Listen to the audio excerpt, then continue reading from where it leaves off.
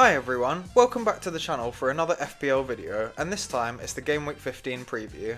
We're heading into the busiest time of the year with zero rest between deadlines, and the chaos of Game Week 14 means we have some huge decisions to make.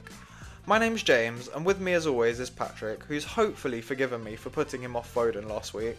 Hi everyone, and yes, I still haven't forgiven you, James, but let's get started. Game Week 14 was carnage, and Game Week 15 looks just as messy with rotation risks and injury doubts.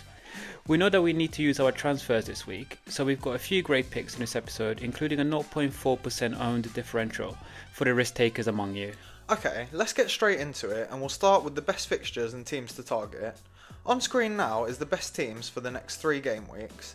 In top spot it's Man City, Arsenal next, then Fulham, and Newcastle last on the shortlist. Now let's look at which players stand out from those teams and are worth investing in. Raya still looks the best goalkeeping option. He's expensive, but with heavy rotation in defence, he's a guaranteed spot in the Arsenal lineup, which can't be undervalued at this point of the season. The second best option is Leno. Despite conceding 5 goals against Man City this week, Fulham's defence has been solid more season, and with some great fixtures coming up, they're certain to get a clean sheet or two. In defence, the standout pick is Dan Burn. His points are well above any other Newcastle defender, and that's including the red card and suspension he picked up earlier in the season.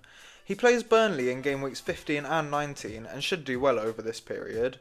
Anderson is the next best, and for all the same reasons we said about Leno, but with the extra DEFCON potential, and at just 4.5 million, he looks like great value. Now, this is where things get really interesting. We've got midfielders delivering across all price points, but rotation is massive at this time of the season, even with the players you expect to be nailed. The top option this week is Foden, which is no surprise following 4 goals in 2 game weeks. James is still not confident he plays 90 or definitely starts this match because he's so close to the upcoming Real Madrid game, but I think he will, and if he does get good minutes, he could continue his explosive streak. Another player who could do really well is Bruno. He had a rest in the last game, but then came on and scored against Tottenham. With Burnley next, and again in a few weeks' time, this could be a great time to jump on. The last midfielder to target is a player we've been talking about for a while. He's still Liverpool's second highest point scorer, and he's ahead of Salah. It's Ryan Gravenberch. His minutes seem nailed, and he's been ticking over nicely for just 5.6 million. Only Gakpo in the Liverpool team has scored more than him this season. And one more player I wanted to add, who's going under the radar, is Harry Wilson. He's only 5.2 million, he's 0.4% selected, and he's in great form at the moment and getting plenty of minutes. Haaland remains a standout forward, but there are some doubts over how many minutes he will play this weekend against Sunderland, for the same reason we said about Foden. Outside him though, Watermada is looking like a really good option. He's picked up back-to-back returns and plays Burnley next before Sunderland, and his confidence is rising. Yeah, but we do need to be aware that Wissa's lurking in the background. He's featured in training games now and might be close to a return to action with Newcastle. He's even pulled out of Afcon to link up with his new teammates there as quickly as possible. Okay, I'm glad you brought that up. Talk to us through what actually happens with our Afcon transfers. So, in Game Week 16, we all get topped up to 5 free transfers. You can't get to any more than 5 by rolling into it, so it's really important to use any that you've accumulated before the Game Week 15 deadline. Another question I've seen being asked is, do we need to use all the transfers in one go, or can we save any? No, you don't need to use them all at once. They'll act like any other save transfers. It will cap at 5, but you can roll them over as much as you need to. Game Week 16 is actually a really popular free hit week for those who still have the chip, and those managers will all come back to their teams in Game Week 17 with their 5 free transfers ready to go. I think that's really helpful to know, especially as someone who's still got their free hit chip, so cheers for that. Right, let's have a look at the transfer trends, starting with the players being transferred in. Foden is the most bought player by a long distance. He's picked up 32 points in his last 2 games, so managers are flocking towards him. Yeah, and all the other players being brought in this week look solid as well. Some really good options there, and we've covered most of them earlier in the players to target section. Moving on to the players being sold, and Semenyo is top of the list. Managers are clearly fed up with him, and he's an easy route to Foden. I'm holding though. Semenyo's minutes are nailed, and I think he'll do well on the counter-attack in the next 2 games. Most of the other players on this list are red flags, so it makes sense to see them being shipped out.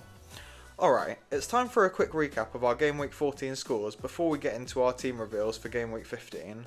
My hit didn't pay off this week, with Rice and Minteh combining for just 5 points, and I actually would have been better off playing Truffert, who outscored both from my bench. I had a few decent returns from Munoz, Calafiori, Saka and Haaland as my captain, but I did take a very small red arrow this week. How did you get on, Patrick? Mine wasn't too bad. Guehi smashed it for me with a big 14-pointer. I had attacking returns from Burn, Saka, Neto and my captain Haaland, but gutted I didn't trust my instinct and bring Foden in.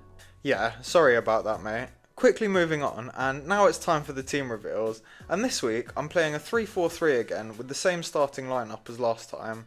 I've gone with Petrovic in goal, a back three of Van Dijk, Munoz and Calafiori. My midfield is Saka, Semenyo, Rice and Minteh, and up front I've got Haaland, Mateta and Thiago.